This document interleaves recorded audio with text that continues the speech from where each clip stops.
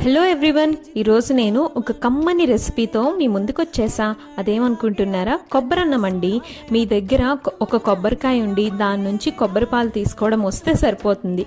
Easy simple pulao ఎలా చేసుకుంటామో అంతే. పులావ్లో కావాల్సిన సామాన్లన్నీ అంటే బిర్యానీ స్పైసెస్, ఆనియన్స్, పచ్చిమిర్చి, కొత్తిమీర, కరివేపాకు వేసేసుకుంటాం. అవన్నీ బాగా ఫ్రై అయ్యాక కొంచెం అల్లం వెల్లుల్లి పేస్ట్ వేసుకుని టమాటా వేసుకుని ఫ్రై చేసుకుంటాం. ఆ టమాటా మొత్తం మగ్గిపోతుంది కదా. మగ్గిపోయిన తర్వాత మనం నానబెట్టుకున్న బాస్మతి రైస్ తీసుకొని అవి అందులో వేసేసి నీట్గా ఒక్కసారి కలిపేసుకుంటాం.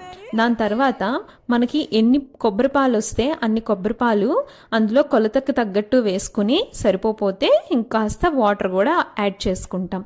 దాని తర్వాత కొంచెం మిక్స్ చేసుకుని దాంట్లో కొత్తిమీర వేసుకుని మంచి మిక్స్ ఇచ్చిన తర్వాత అది బాయిల్కి వస్తుంది కదా, ఆ టైంలో మూత పెట్టేసి దమ్కి పెట్టేయడమే. అంతే, ఈ రెసిపీ చాలా కమ్మటి కొబ్బరి అన్నం రెడీ.